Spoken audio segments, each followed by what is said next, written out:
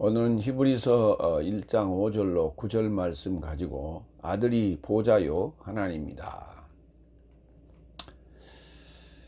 사자 삶과 그리고 아들 삶에 대하여 구분하고 있습니다. 계시록을 보면 사자 일곱 번째 사자가 일곱 날 사자가 아들에 해당됩니다. 그러므로 오늘 히브리서에서 얘기하고 있는 비교되는 사자는 다섯째 날까지와 여섯째 날까지의 사자를 얘기하는 거예요. 그래서 여섯째 날에 예수님께서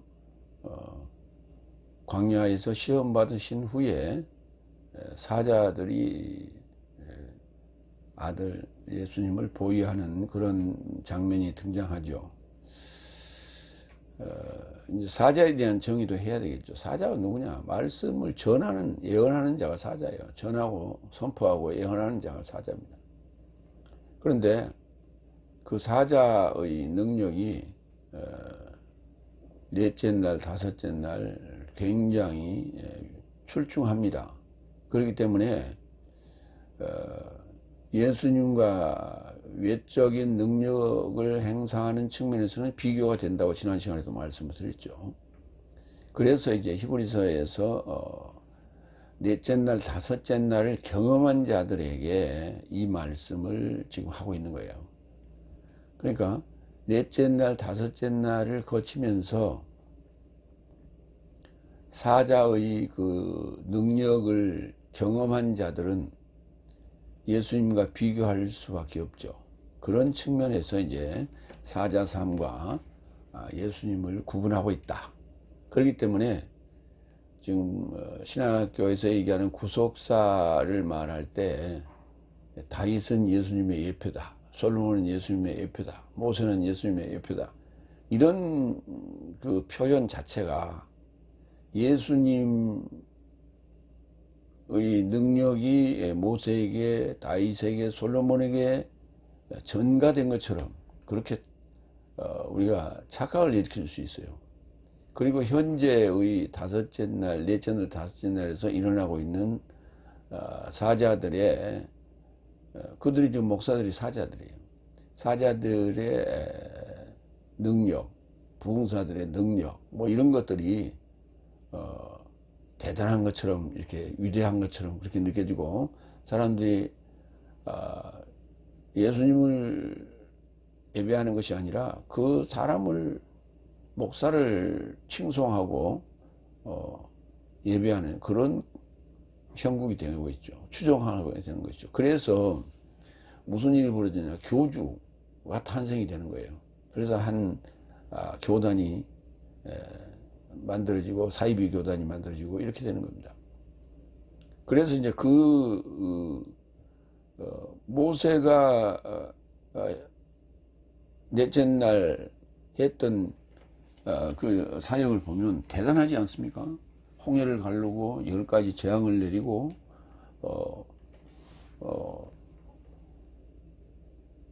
광야에서 반석을 쳐서 물을 나오기도 하고, 그리고 먹을 것이 없을 때 만나를 구하기도 하고, 그리고 메추라기를 불러들이기도 하고, 대단한 능력을 행사했죠. 이러한 능력을 우리가 지금 표면적인 교회에서 행하고 있다면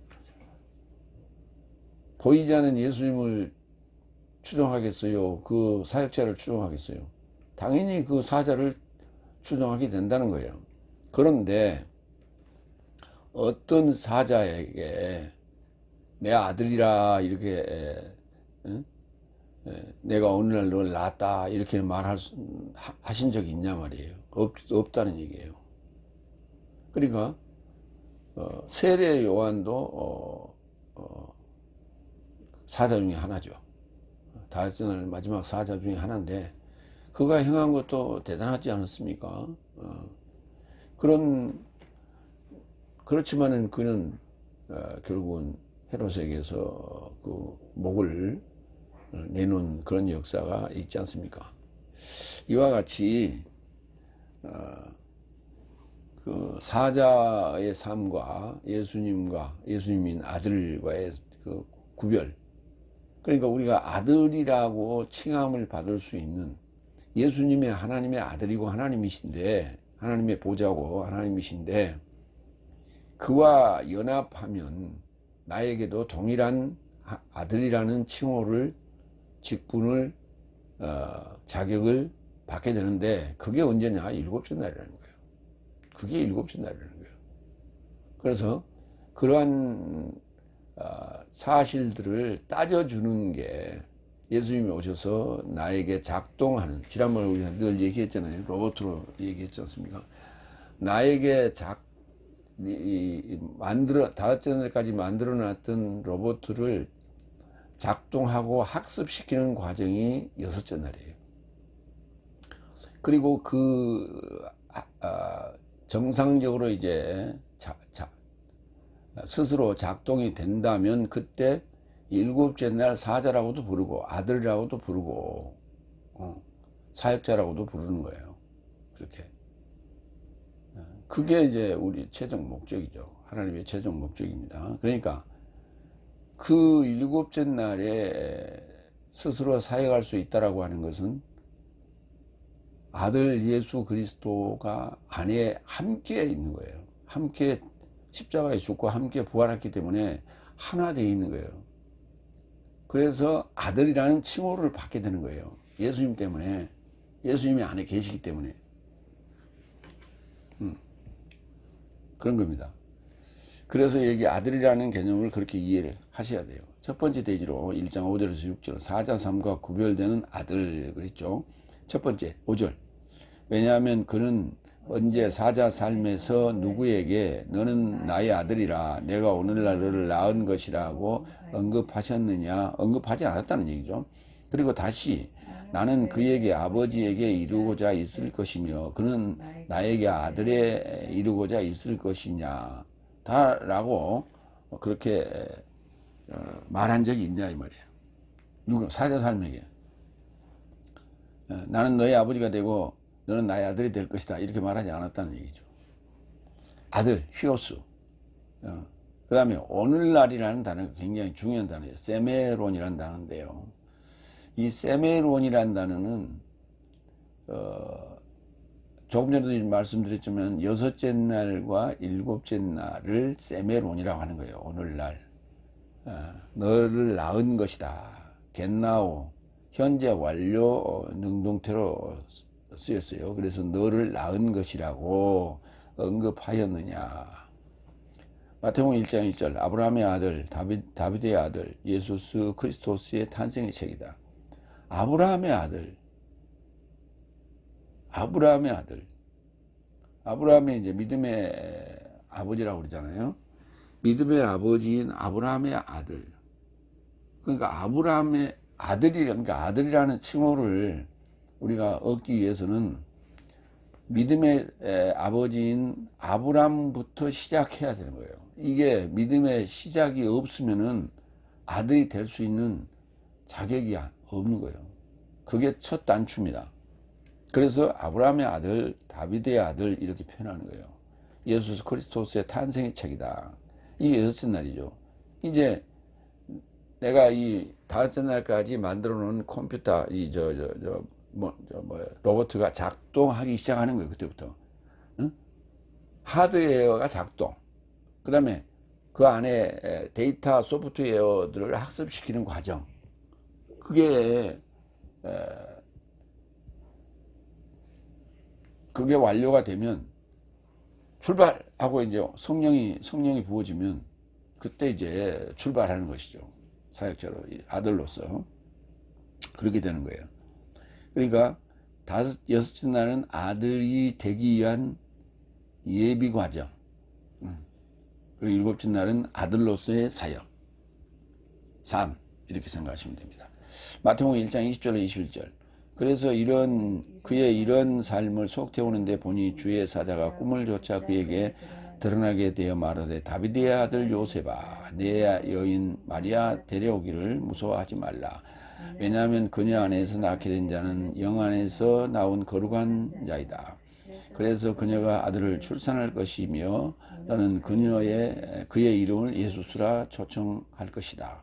왜냐하면 저가 그의 백성을 저 삶의 죄의 삶으로부터 구원할 것이다.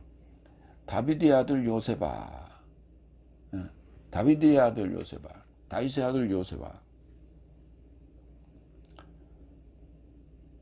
요셉은 다윗의 아들이 아니에요. 근데 여기 지금 다윗의 아들 요셉아 이렇게 됐잖아요. 그러니까 아브라함은 셋째 날, 다윗은 다섯째 날이에요. 그러니까 셋째 날부터 넷째 날, 다섯째 날 이렇게 이어지는 거예요. 그리고 이제 그렇게 반드시 요셉 그리고 마리아에게서 출산돼야 돼요. 그 요셉은 더했다는 얘기고 마리아는 모반이라는 의미입니다. 반역이라는 의미예요. 그러니까 반드시 모반자의 아들이 돼야 되는 거죠. 모반자의 아들이어야만이 예수님이 모반자의 아들로 나에게서 탄생돼야 돼요. 그럼 나에게서 탄생했다는 말은 무슨 말이에요? 나의 사상에 영향을 주는 거예요. 응? 모반이. 그 모반은 뭐냐? 하나님에 대한 모반이 될 수가 없죠. 그러니까 모반을 하려면은 하나님인데 아들이 보자고 하나님이라 했잖아요. 그 하나님이 모반을 했단 말이에요. 응?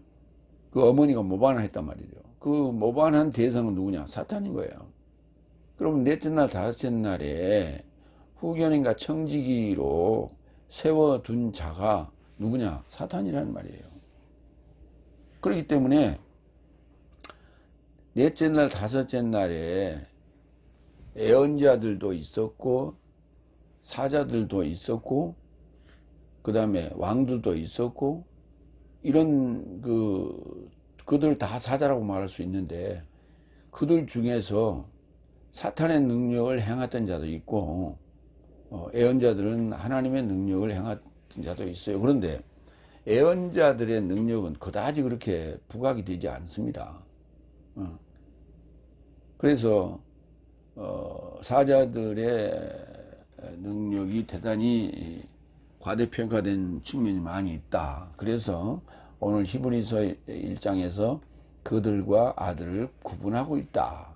그러니까 바로 이 구분하고 있다는 말이 넷째 날, 다섯째 날과 여섯째 날, 일곱째 날은 다른 환경이라는 거예요. 전혀.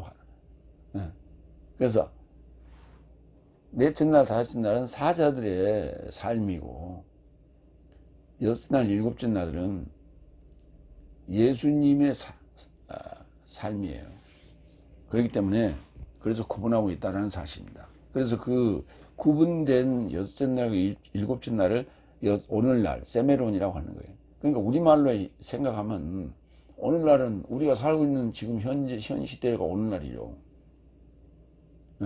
그런데 그 오늘날이란 말을 이따가 나옵니다만 누가복음 19장 9절도 봅니다. 오늘날부터 봅니다. 그러자 예수께서 그를 향하여 언급하시되 이자도 아브라함의 아들임을 조차 오늘날 구원이 이 집에 발생하였다. 아브라함의 아들임을 조차 아브라함의 아들이기 때문에 그 말이에요. 오늘날 구원이 이 집에 발생하였다. 오늘날 이 집에 구원이 발생하였다. 여섯째 날입니다. 이때가. 그런데 누가복음도 한번 볼까요? 23장 42절로 43절. 그리고 그가 말하더라. 예수 나의 주여 당신의 나라 안에 임하시는 때에 기억하소서. 나를 기억하라는 얘기죠. 누굽니까? 우편 강도를 얘기하는 거예요. 그리고 예수께서 그에게 말씀하시되 진실로 나는 내게 말한다. 너는 오늘날 나와 결합하여 와건 안에 있을 것이다. 오늘날 나와 결합하여 오늘날 여섯 날 지금 끝날 때 십자가에서 얘기해요. 너의 고백을 통해서 나와 결합이 된다. 나와 그 예수 그리스도와 함께 십자가에 죽는 거죠. 지금 이 상황이에요.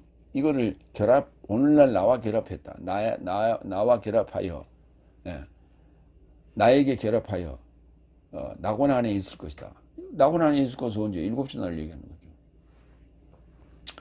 그러니까 우리 번역 성경에서는 이렇게 안 돼 있거든요. 전혀 저기 난해 구절이죠.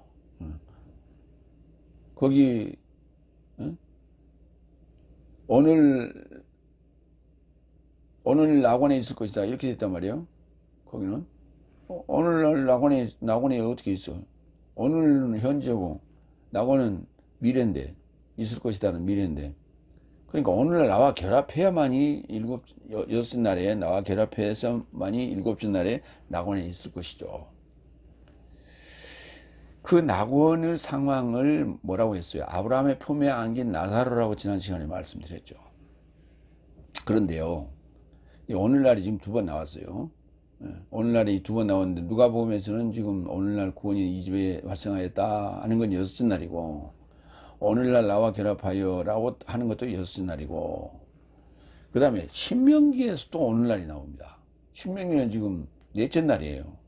그가 오늘날 하욤, 자신을 위해 백성을 위해 너를 세울 목적으로 그가 너를 위해 말씀하신 것 같이, 그리고 너의 조상 사역을 위해 아브라함을 위해 이삭을 위해 야곱을 위해 행하신 것 같이 전능자를 소망하는 사역을 위해 그가 있기 시작했다. 그렇죠. 미완료로 있기 시작한 거예요. 오늘날 자신을 위해 백성을 위해 너를 세울 것을 목적으로 했다는 것이에요. 그 오늘날은 어느 때를 얘기하는 거예요? 여섯째 날, 일곱째 날 얘기하고 있는 거예요. 그러니까 우리나라 글로, 한글로 이해를 하면 신명기는 넷째 날인데 광야에서 오늘날, 그때 오늘날, 그러면 그때를 얘기하는 거 아니에요, 지금. 그때 광야에 있을 때. 에?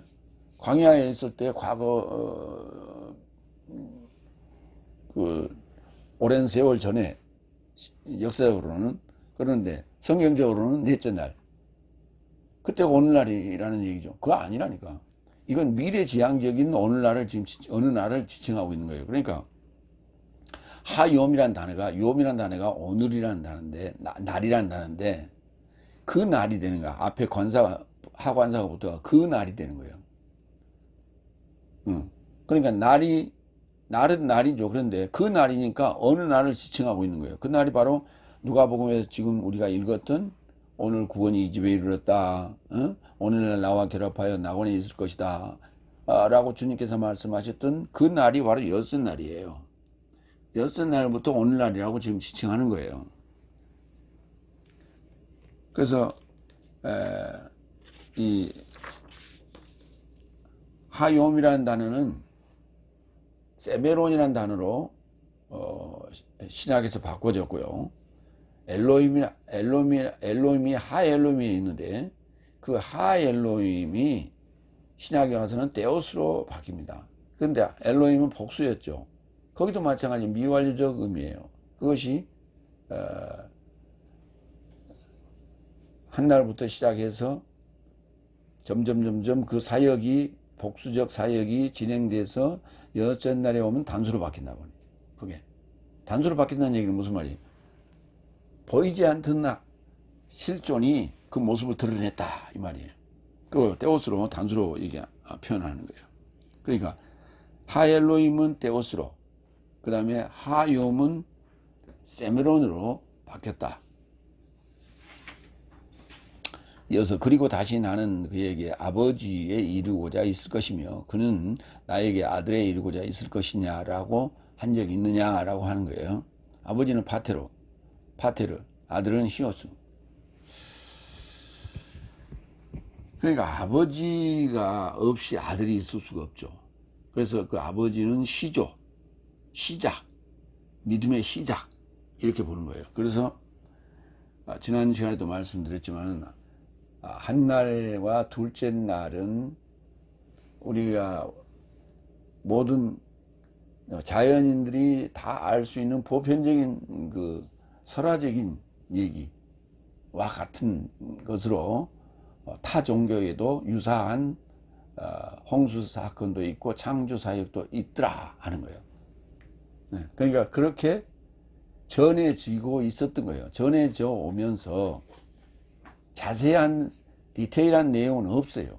그런데 그걸 디테일을 만들어 놓은 게, 그렇게 잡아 놓은 게 뭐냐면 성경이에요. 근데 그걸 어떤 걸로 했냐면 히브리어로 작성을 해서 창세기를 기록해 놨는데, 그게 단순히 타 종교에 있던 설화적인 얘기를 그렇게 성경에 잡아놓은 것 같이 보이지만 그 안에는 디테일이 있더라. 그게 뭐냐? 족보가 연결이 돼요. 한 날에서 둘째 날로, 둘째 날에서 셋째 날로 연결이 돼요. 그래서 아브라함이 믿음의 아버지라고 그러는데 그 믿음의 아버지하고 조인트가 되는 거예요. 그게. 그래서 한 날과 둘째 날이 타 종교에도 유사한 얘기가 있지만 기독교 안에서는 더 특별한 거예요. 왜? 족보로 연결이 되기 때문에. 아담의 족보, 노아의 족보, 그래서 아브라함을 연결된다고요. 이 족보를 무시하면 내가 아들이다라고 아무리 우긴들 아무 소용없는 거예요. 족보 없는 자식이에요. 족보 없는 자식이에요. 족보 없는 자식은 족보 없는 집안은 무슨 집안이에요? 돈 주고 사다는 얘기죠. 우리 조선조 때 보면은 또 뭐 고려 때도 마찬가지지만 족보를 돈 주고 사잖아요. 그래서 양반 행세를 한단 말이에요. 족보가 있기 때문에 사다가 자기 이름을 싹 끼워넣어가지고. 그렇지만 그게 이제 따지고 들어가면 가짜인 것이 밝혀지는 것이죠. 마태복음 23장 9절. 그리고 땅에 접하여 있는 내 삶의 아버지를 초청해서는 안 된다. 왜냐하면 내 삶의 아버지는 하늘 살 안에 계신 한 분이다. 자, 아버지가 구약에서는 아브라함의 하나님, 이삭의 하나님, 야곱의 하나님 할 때 조상 삶의 아버지, 조상 삶이라는 표현을 썼어요. 아버지 삶이에요. 복수예요. 아버지들. 그렇지만 땅에 있는 내 삶의 아버지, 그때는 땅에 있는 내 삶의 아버지였죠. 그런데 이제 하늘에 계신 내 삶의 아버지가 되는 것이죠. 그게 뭐냐면 여섯째 날 그렇게 학습하고 일곱째 날 그렇게 완성이 되는 거예요. 그러니까 여섯째 날 그걸 깨달은 것이죠. 그리고 학습하면서 일곱째 날에 적용하는 거죠. 마태복음 13장 37절로 39절. 그러자 그가 답변하여 저 삶에 언급하시되 좋은 씨를 뿌리는 자는 사람의 아들이요 들은 세상이요 좋은 씨는 나라의 아들 삶이다. 좋은 씨를 뿌리는 삶이 인자라고 그랬어요. 좋은 씨가 뭐냐? 나라의 아들이라고. 나라의 복음을 완성할 나라의 아들이에요. 그러니까 나라의 아들이라는 좋은 씨를 받아야 되는데 그 좋은 씨를 받으려면 아브라함의 족보를 가지고 있어야 돼요. 그래야만이 그 좋은 씨가 나타나요. 좋은 씨가 나타난다고. 그 좋은 씨가 누구예요? 예수님이란 말이에요. 근데 족보가 없이 족보가 불확실한 시조가 누군지 족보에 불확실하다면 그 태어난 아들이 있을 수도 없고 있어 봐야 증명할 수도 없죠. 그러니까 우리가 얘기하잖아요. 내가 김해김 씨인데 김해김 씨의 시조가 누구냐? 김수로왕입니다. 이렇게 말하잖아요. 시조를 얘기해야 돼요. 내가 박 씨인데요. 그럼 너 시조가 누구요? 박혁거세입니다. 이렇게 얘기한다. 네가 하나님의 아들이냐? 예, 하나님의 아들. 네 시조가 누구냐? 아브라함입니다. 이렇게 얘기해야 돼요. 그렇게 되는 거예요. 근데 우리가 그걸 그렇게 연결을 주로 안 했어요. 그냥 믿음의 조상은 그래버리고 말았어. 그러니까 그것을 다시 상기시켜준 부분이 마태복음 1장이에요. 1장에 예수님의 족보, 아브라함과 다윗의 자손, 예수 그리스도의 탄생의 책이다. 이렇게 된 거예요. 그래서 그 구절이 굉장히 중요한 거예요. 나의 족보를 상기시켜주고 확인시켜주는 얘기예요. 내가 양반 자손이요. 그런데 내가 족보 모르고 살았어. 근데 겨우 어떻게 이렇게 살아왔어. 그래 아버지 일찍 돌아가시고 할아버지 일찍 돌아가시고 그래 어머니 얘기에서만 듣고 자랐어요. 누구라고? 김씨라고만 들었어. 그 어느 김씨다 했더니 김해 김씨래. 그것까만 들었어. 그래고 이제 누군가 물어봤어. 너의 그 시조가 누구냐 그랬더니 들은 적이 없어요. 근데 김해 김씨라는 뭐 아는데 김수왕이라는 말 듣지 않아서 들어본 적이 없어. 모르지. 그렇지만은 그 김수로 왕의 후손인 거예요. 근데 그것을 누군가는 일러줘야 되겠죠. 그래, 그 사람이 얘기하는 거야. 너의 시조는 김수로 왕이야. 이제 그렇게 얘기해라. 여태 몰랐구나. 이렇게 되는 거죠. 그거를 상기시켜주는 부분이, 대목이 마태복음 1장이에요. 믿음의 자녀, 하나님의 아들이라면 너의 시조가 누구냐? 아브라함입니다. 이거예요. 이렇게 되는 거예요. 두 번째, 6절. 그러자 언제든지 맏아들, 마태복음 13장 37절 했습니다. 38절. 들은 세상이요 좋은 시도 나라의 아들 삶이요 가라지 삶도 나쁜 자의 아들 삶이요 저 삶을 심은 원수도 마귀요 거둠도 현세의 공동 완성이요 거두는 삶도 사자 삶이다. 거두는 삶을 사자 삶이라고 해요. 그러니까 이제 우리가 일곱째 날에 들어가게 되면 거두는 일곱째 날에 사자 삶도 하고 아들 삶이면서 상속자이고 모든 게 다 해당되는 것이죠. 두 번째 6절. 그래서 언제든지 맏아들을 다시 거주지에 이루고자 끌어들이자. 그가 말한다. 그러면 하나님의 모든 사자 삶이 저에게 예배하여라. 그렇죠.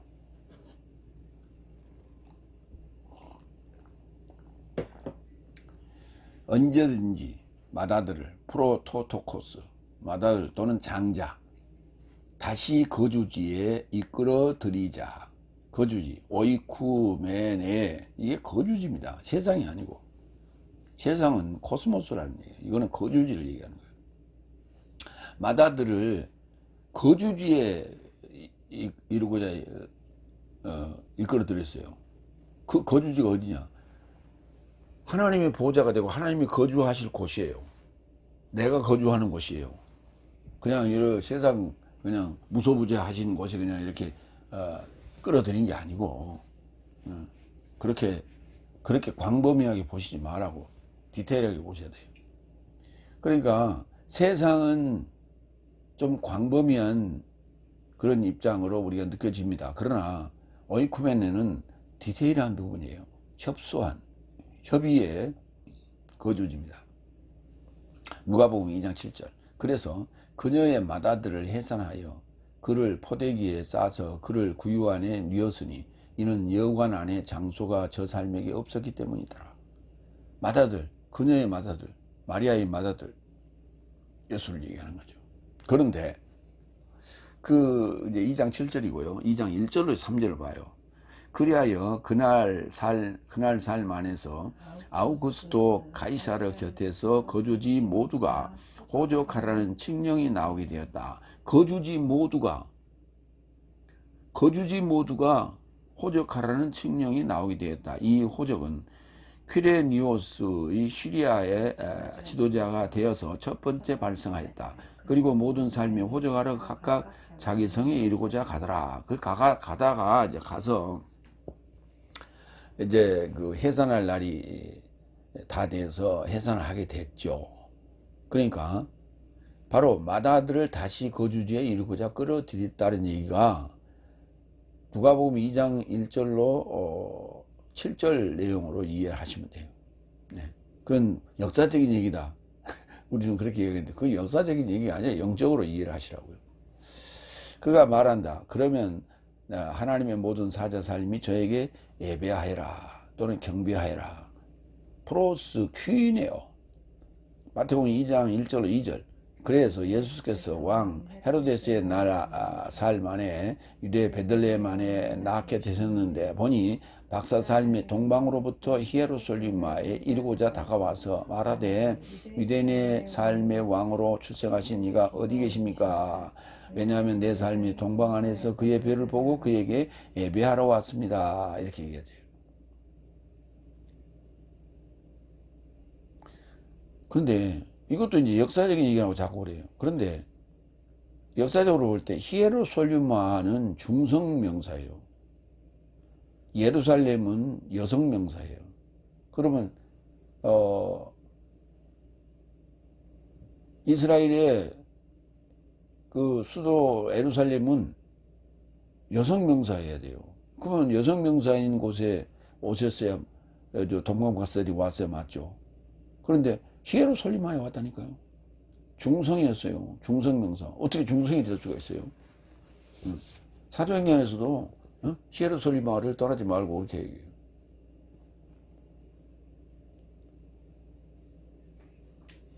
근데 우리는 그걸 간과하고 그냥 전부 다 예루살렘으로 다 번역해 버렸어요. 다르다. 상황이 다르다. 그렇기 때문에 이런 부분이 바로 우리가 역사적인 측면으로 볼 만한 것 같지만은 역사적으로 봐서는 안 된다는 얘기를 지금 히에로솔리마가 하고 있는 거예요. 그 역사적인 얘기도 있죠. 예루살렘이라고 하는 단어는 포로지에서 생긴 이름이고 원래 이름은 히에로솔리마였어요. 그러니까 그대로 이해가 안 된다는 얘기예요. 두 번째, 히브리서 1장 7절로 9절. 사자 삶을 영 삶으로, 공복 삶을 불꽃으로, 아들이 보좌요 하나님이다. 이제 오늘 주제의 내용입니다. 세 번째, 7절. 그리고 실로 그가 사자 삶을 향하여 말씀하신다. 그의 사자 삶을 영 삶으로, 그리고 그의 공복 삶을 불의 불꽃 삶으로 행하는 자가, 삼는 자가 하고 끊어졌습니다. 사자는 안겔로스, 영은 프리마죠. 안겔로스는 남성, 영은 중성입니다. 사자 삶을 영 삶으로 삼았다니까요. 남성을 중성으로, 영 삶으로 삼았다니까. 그러니까 우리가 영 삶으로 했기 때문에 그게 이렇게 이해해야 돼요.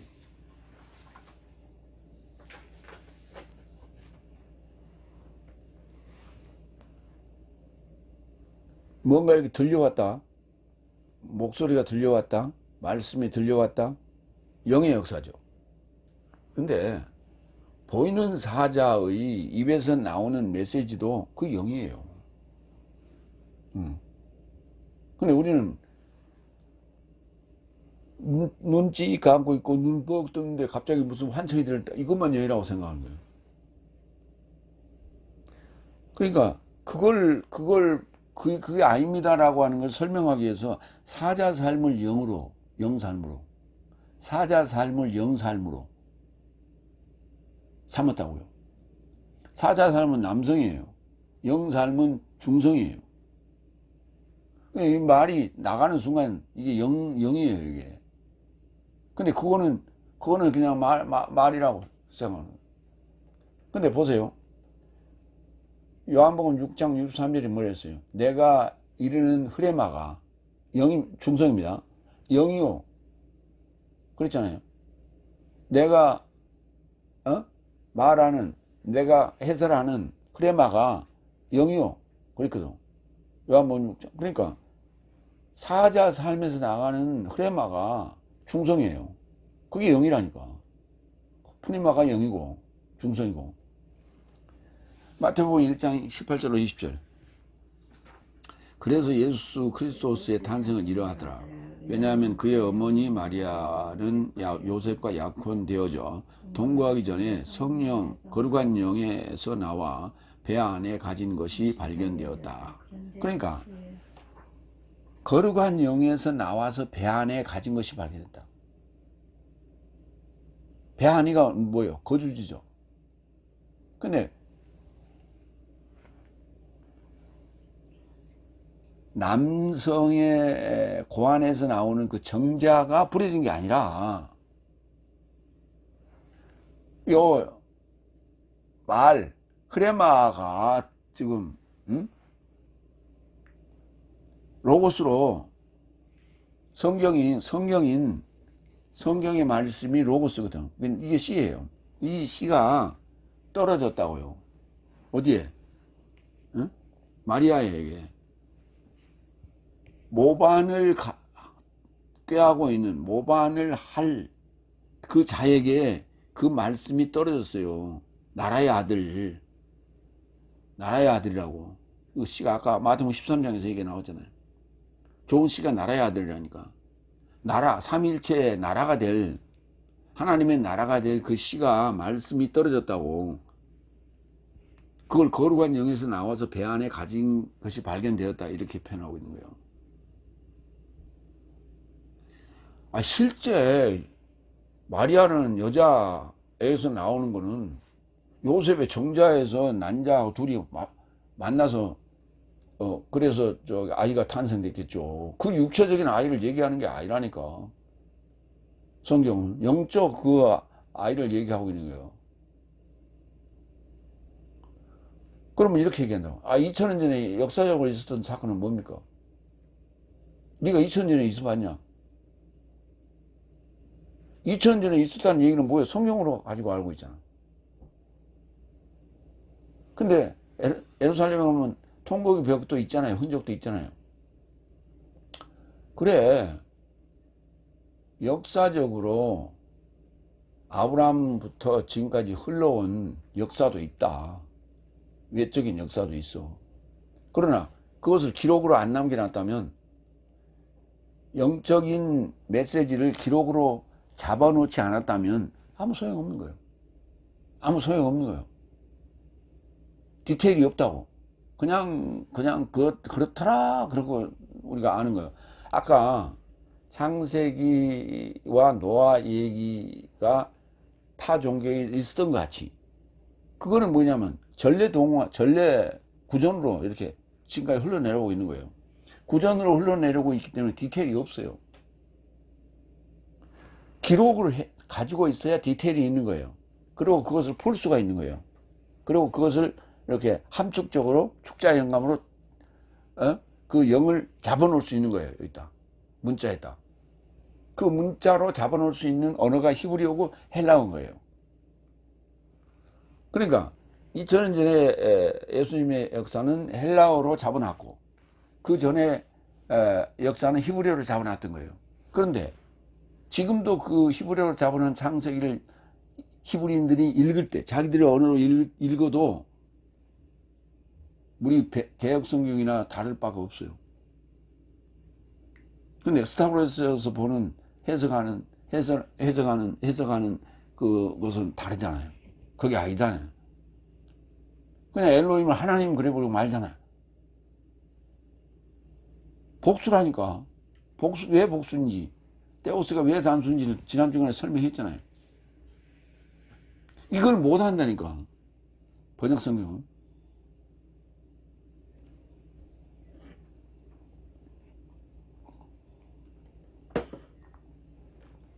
그러니까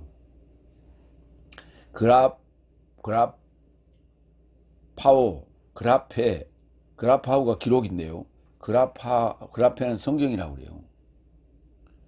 그라파오, 기록된 성경은 일반 문서하고 다른 개념이에요. 일반 글도 거기에 그 사상을 담고 있죠. 사상을 담고 있어요. 그 작가의 생각을 담고 있는 거예요. 작가가 말하고자 하는 생각을 담고 있는 거예요. 마찬가지 성경이라는 글도 영적인 내용을 담고 있는 거예요. 그래서 그냥 같은 글로 취급하지 말라고요. 일반 소설은, 철학적 사상을 담는 책들은 그 작가가 생각하는 한계 안에 있는 거예요. 말하고자 하는 그 사상의 한계 안에서 움직이고 있는 거예요. 그러나 성경은 역사적인 배경을 갖고 있다고요. 그렇기 때문에 하루아침에 만들어진 것도 아니고 그 안에는 역사적으로 보면 긴 역사를 가지고 있는 거예요.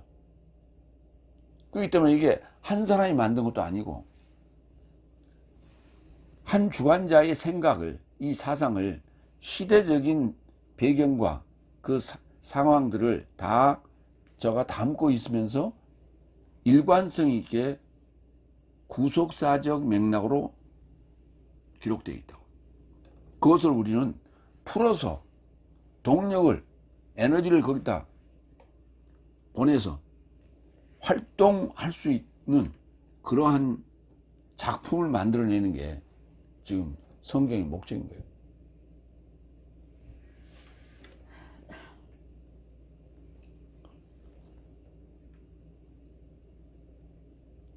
(19절) 그런데 그의 여인 요셉은 의로운 자인지라 그리하여 그녀를 곁에 드러내기를 원치 않아 그녀를 가만히 풀어주려고 결의하였다. 그래서 그의 이런 삶을 속 태우는데 보니 주의 사자가 꿈을 쫓아 그에게 드러나게 되어 말하되 다윗의 아들 요셉아 내 여인 마리아 데려오기를 무서워하지 말라. 왜냐하면 그녀 안에 낳게 된 자는 영에서 나온 거룩한 자니라. 네. 마리아 데려오기를 두려워 말라. 왜? 마리아가 누구예요? 모반자거든. 모반자가 아들을 낳게 됐다는 얘기예요.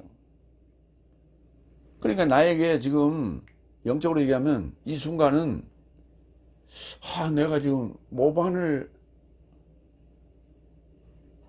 해야 되겠다. 모반의 씨가 지금 태동하고 있다. 이 아이가 나오면 그때부터 모반이 이루어진다. 잘못하면 죽는다. 얼마나 두려워요. 두려운 일이에요.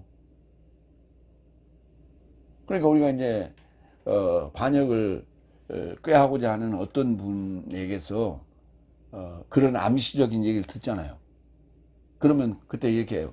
동조하는 사람이라면, 동조하고 믿을만한 사람이라면 그래 해보자 이렇게 돼 있는데, 그렇지 않고 반신반의하고 또는 반대하는 입장에 섰다면, 근데 반신반의 정도라야 그런 얘기를 흘리죠. 그때 그 상대는 이렇게 얘기합니다. 나는 안 들은 걸로 하겠습니다. 나는 오늘 아무도 안 만났고 아무것도 안 들었어요. 이렇게 발뺌을 하죠. 일단 그렇게 하거나. 지금 그 상황이에요. 지금 요셉이 나 잘못 나 지금 몰라 이렇게 하고 있는 거예요. 나 두려워 몰라 나 모반 안 해 뭐 이런 식이에요. 그런데 주여 사자가 뭐라 했어요? 데려와라 그랬잖아. 그게 사자가 할 일이에요. 왜? 거기서 멈춰버리면 모든 게 끝나버리잖아. 수습되잖아. 길을 가야 되죠. 가게끔 재촉하는 거예요. 채찍질하는 거예요. 이어서 그리고 그의 공복 삶을 불의 불꽃 삶으로. 그러니까 아까 사자 삶을 아까 영으로 그랬죠. 그러니까 이 영에서 나온 거룩한 자도 그것도 사자 삶으로부터 지금 전해 들은 거예요, 지금. 그래서 그때 알게 되고 그렇게 된 것이죠. 그래서 다 연관성이 있는 거예요. 그래서 사자 삶을 영 삶으로 삼았다는 얘기예요. 그러니까 영으로서 이렇게 그 사자 삶인 것을 느끼게 하는 것이죠. 사자 삶으로부터 나온 그 흐레마가 영이에요. 그 다음에 그의 공복 삶을 불의 불꽃 삶으로 삼았다. 공복은 이게 사역자라고 그러는데 그 사역자가 아니라 공복입니다. 사역자는 그냥 에르곤이고요. 이건 레이투르고스예요. 공복. 공적인, 오늘날로 얘기하면 공무원이죠. 공무원. 공적인 일을 하는 공무원. 공적인 일을 하는 공무원. 청와대에서 공적인 일을 하는 공무원들이 정권이 바뀌었다고 다 치워버리고 엿먹으라고 그러고 다 떠나버린다. 그건 공무원이 아닌 거예요. 그건 사기업에서도 그 짓거리는 안 합니다. 내가 발령이 나거나 아니면 잘렸다고 해도 후임자가 오면 인계하고 갑니다.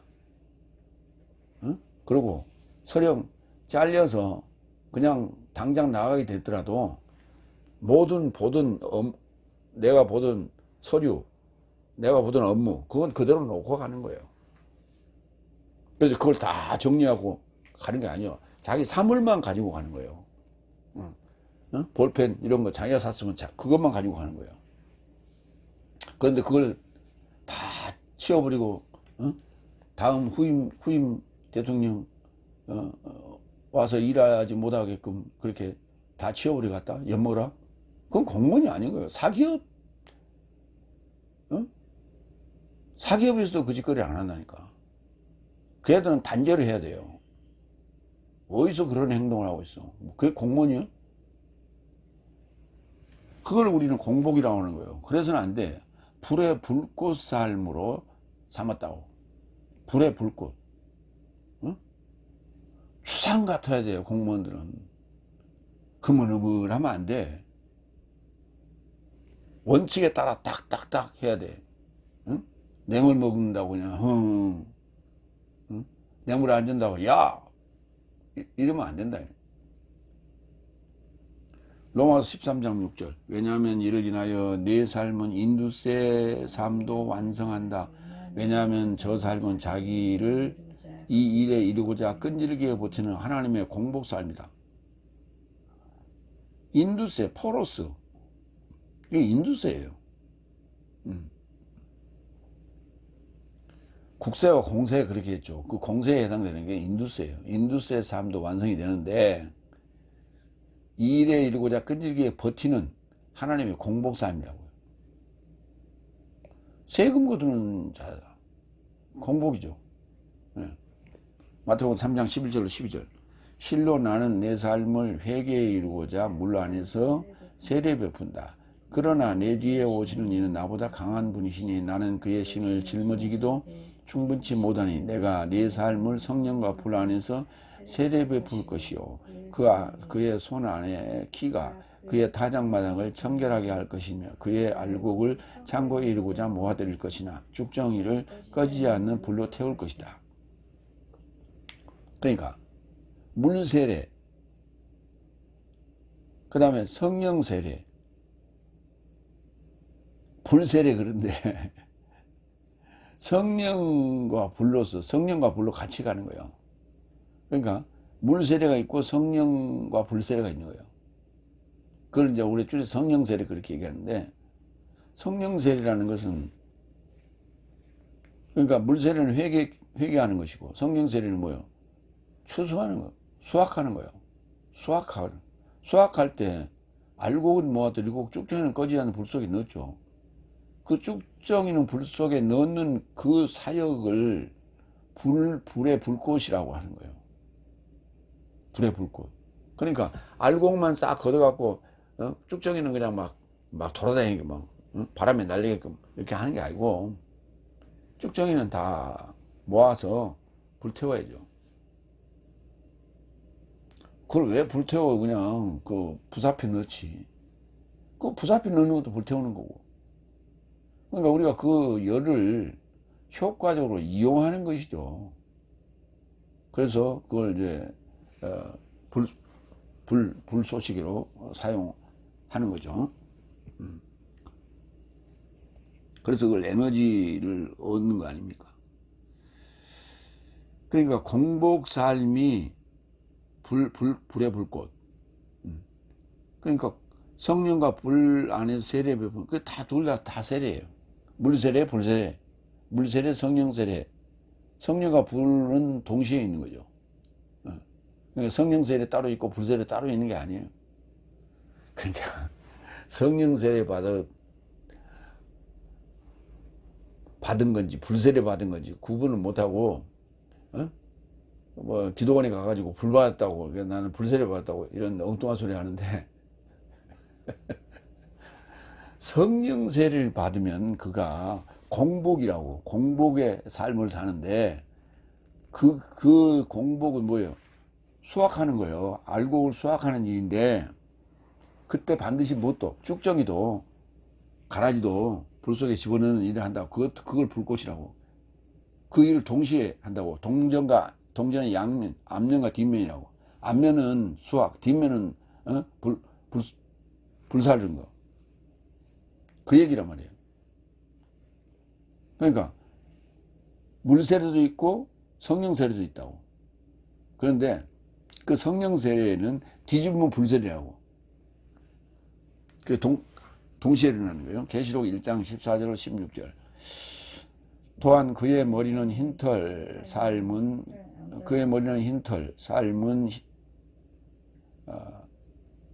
흰 양털 같고, 그의 머리 흰털 삶은 흰 양털 같고, 눈 빼고요.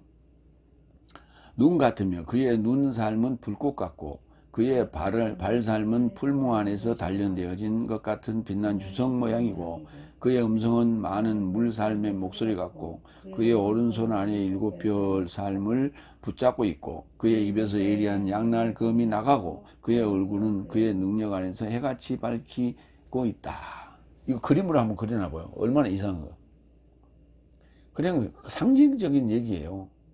그의 머리 흰털은 흰 양털 같고, 그만큼 흰 양털 같고 눈 같으며, 그것은 무슨 말이에요? 깨끗하고 차갑고 그 말이에요. 머리는 뭐예요? 깨끗하고 차갑고, 그의 눈 삶은 불꽃 같고. 그러니까 불을 켜고 본다고 그러잖아.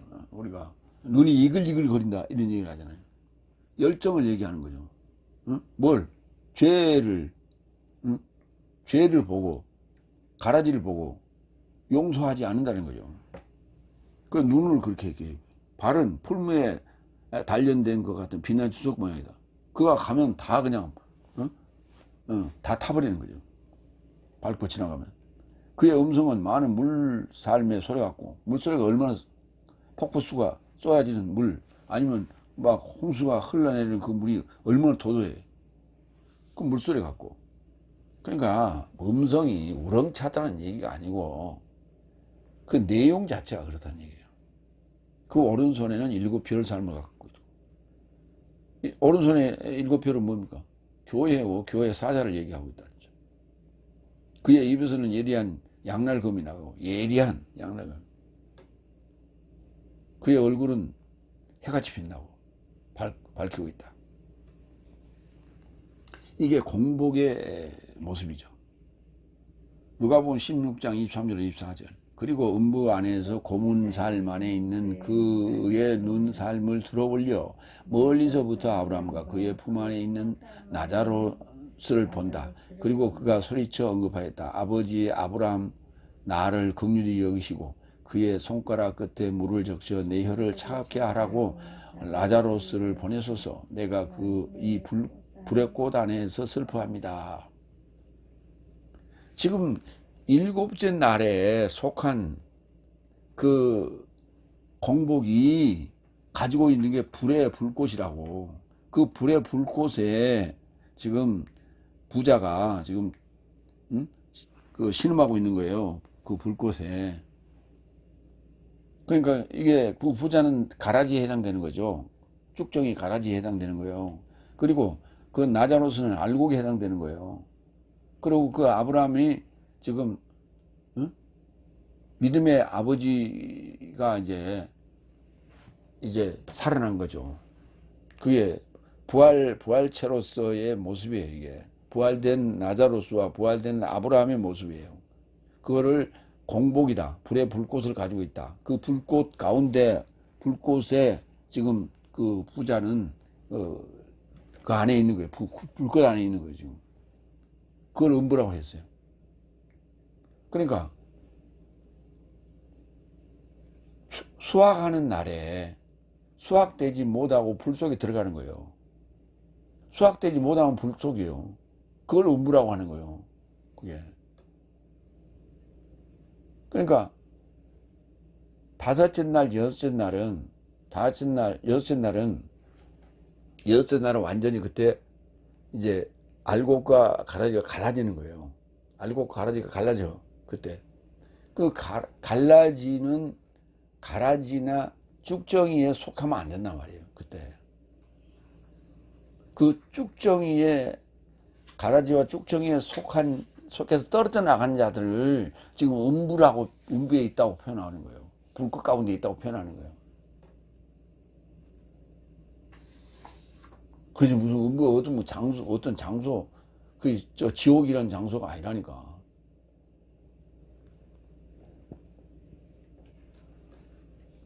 수확되지 못, 알곡으로 수확되지 못하면 음부에 들어가는 거예요. 근데 지금 지구상에 살고 있다니까. 오늘 아침에도 밥 먹었다니까. 그 사람도. 이따 점심 때도 밥 먹을 거예요. 네 번째, 8절. 이 아들을 향하여 현세에 속한 내세에 이르고자 너의 보좌요. 하나님이다. 너의 나라의 지팡이는 정직함의 지팡이다. 아들을 향해서 얘기합니다. 현세에 속한 내세에 이루고 있는 너의 보좌다.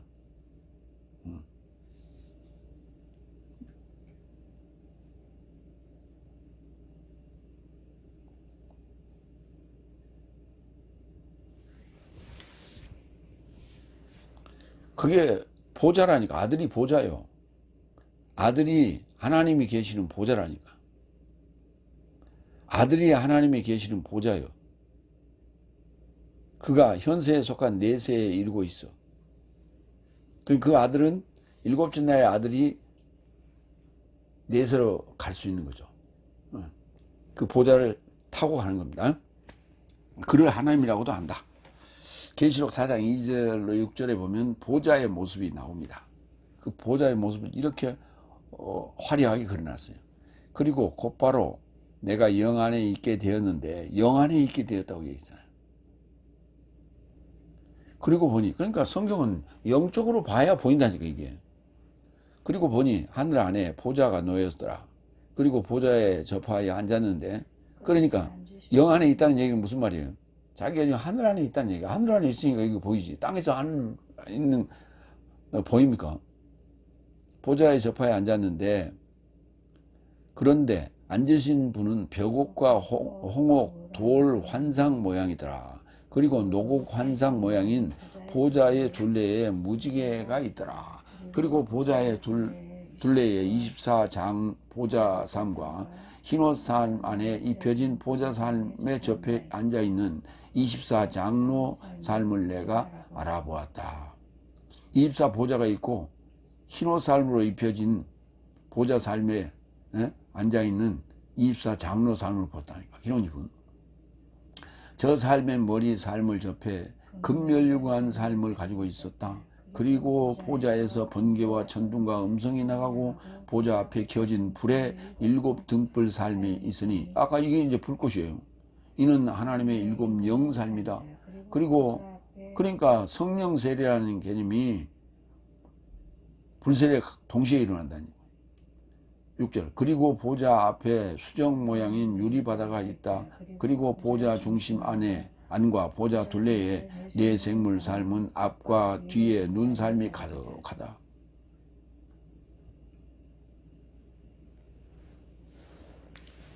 이게 아들의 모습이에요. 보좌의 모습이고 아들의 모습이라고. 이어서 너의 나라의 지팡이는 정직함의 지팡이다. 이걸 홀이라고도 하고 지팡이라고도 합니다. 그래서 아론의 지팡이 우리가 이렇게 하죠. 아론의 홀 또는 아론의 지팡이.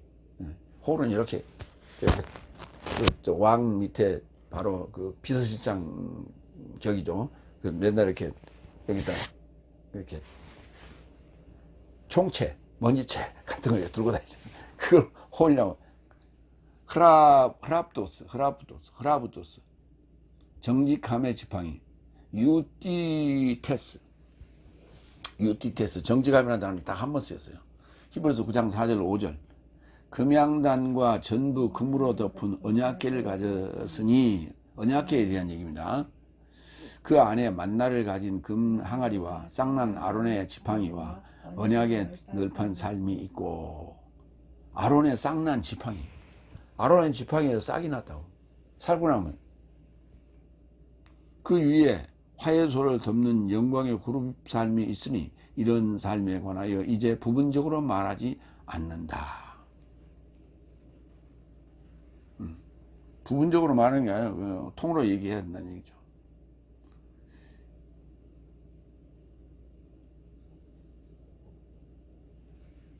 여기에 이제 그 아론의 쌍난 지팡이는 이제 어떤 그 판결, 다스림, 권세 뭐 이런 걸 지금 상징하죠. 마태복음 3장 3절. 왜냐하면 이 자는 예언자 이사야스에 의하여 구전된 자이다. 말하되 광야 안에 외치는 음성이 내 삶은 주의 길을 준비하라. 그의 오솔길을 곧게 행하라. 이게 여기서 곧다는 단어가 유티스인데, 유티스에서 유티테스, 정직함이라는 단어가 와요. 그러니까 정직하다는 얘기는 곧다는 얘기예요. 곧장, 곧다. 이게 고다. 저 사람 너무 성정이 너무 고다. 너무 정직해. 굽힐 줄 몰라. 우리가 그렇게 얘기하잖아요. 성정이 너무 곧다. 이런 표현을 써요. 마태복음 3장 16절도 한 군데 봐요. 그리고 예수께서 세례 받으시고 물로부터 곧장 올라오셨다. 이게 유티스예요. 곧장. 그러니까 세례 받으시고 쫙 올라왔단 말이에요. 이렇게. 그 곧장 올라오셨다. 그리고 보니 하늘 삶이 그에게 열리고 비둘기 같이 내려서 그를 접하여 오는 하나님의 영을 그가 알아보았다. 그러니까 모든 게 다 영이에요. 영적으로 판단해야 돼. 그 영은 뭐예요? 하나님의 영과 사탄의 영. 그걸 구분해야 돼. 그러니까 후견인과 청지기의 흐레만은 사탄의 영이에요. 그런데 사람들이 지금 전부 거기에 빠져가지고 매료돼가지고 속고 있는 거예요. 그들이 한결같이 이렇게 얘기하죠. 하나님께서 세운 종, 하나님께서 기름 부어 세운 종. 앞에서는 순종해야 된다. 그를 대적해서는 안 된다. 그를 대적했다는 패가 망신한다. 이런 얘기 하잖아요. 근데 그를 대적해가지고 패가 망신하는 사람이 있어요. 그럼 누가 했을까? 패가 망신을 누가 시켰을까? 하나님이 시켰다고 생각하는 거예요.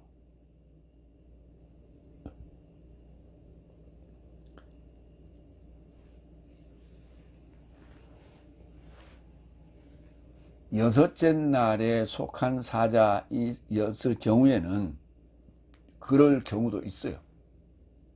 그럴 수도 있어요. 그러나 다섯째 날에 속한 후견인과 청지기인 사자를 대적했다가 패가 망신한 사람은 사탄이 한 거예요. 하나님이 한 거 아니에요. 근데 그걸 아직 구분 못하고 있단 말이에요. 왜? 안 배웠으니까. 그걸 구분할 수 없죠. 안 배웠으니까. 그냥 영이라고 하는 건 구분해야 되는 거예요. 그래서 배워야 되는 거예요. 뭘 배워야 되냐? 일곱 날에 대한 개념을 배워야 그걸 구분할 수 있는 거예요. 저 흐레마가 지금 몇째 날 흐레마냐? 라고 하는 거예요. 그걸 구분할 수 있어야 돼요. 그래야만이 그게 거기서 모반하고 내가 여섯째 날로 넘어갈 것이냐 말 것이냐 이게 판단이 서는 거예요. 그게 구분이 안 되면 모반할지 말지 몰라요. 그러니까 하나님에 대한 원망만 쓰는 거예요. 다섯째 날 사자에게 당했단 말이에요. 응? 이렇게 저렇게 당했어. 그러면서 뭐라 그래? 하나님이 세운 종에게서 내가 당했다고 생각합니다.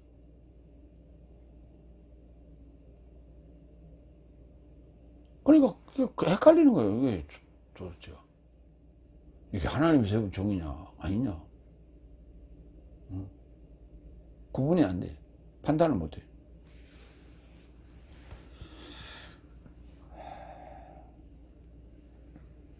그래서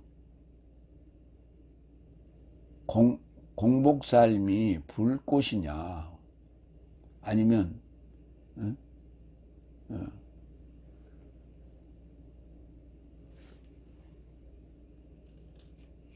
영이냐, 사역자가 영삶이냐, 그 다음에 그 나라의 지팡이가 정직한 지팡이냐 아니냐 라고 하는 것을 구분해야 돼요. 정직한지 아닌지 우리가 봐야 돼.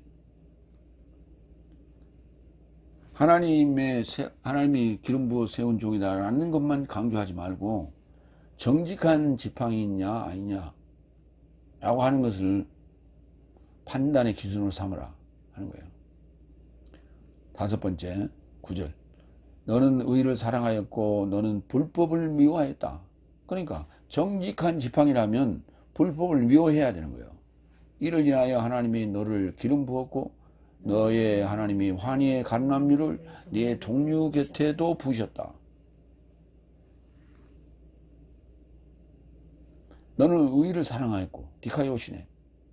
그럼 너희는 먼저 그의 나라와 그의 의를 찾으라. 너는 그걸 찾아서 사랑했다고. 사랑까지 했다고. 찾아서 사랑까지 했다고. 그러니까 분별력이 있다는 얘기예요. 분별력이 있어서 찾아서 의인지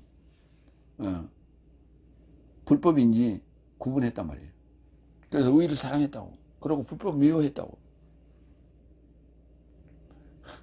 미워하지 말라고 그랬다고. 불법을 미워하라고. 이를 인하여 하나님이 너를 기름 부었다고. 그러니까 기름을 부은 자라야만이 그걸 의와 불법을 구별할 수 있고 그 의를 찾아낼 수 있고 사랑할 수 있는 거예요. 기름 부음을 받지 않으면 소용이 없다니까. 이 기름 부었다라는 개념을 우리는 그냥 머리에다 기름 바르는 걸로 자꾸 생각하는데, 우리 뇌라고 하는 것은요, 약 한 60%가 전부 지방질로 되어 있어요. 그리고 그 60%가 지방질인데 그 안에 뇌세포의 80%는 또 지방질이랍니다. 그러니까 뇌가 거의 지방질로 되어 있어요. 그래서 이 좋은 지방질을 먹어줘야만이 뇌가 건강하게 피가 잘 돌고 그리고 이 기억력이 잘 도태되지 않는 거예요. 근데 우리는 이제 기름기 하면 이제 우리는 콜레스테롤을 자꾸 생각하기 때문에 그게 이제 뭐냐면 그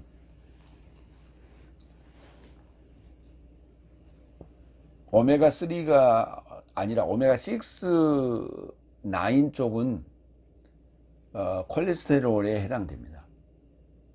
그래서 오메가3 쪽이 그 혈관을 청소하죠.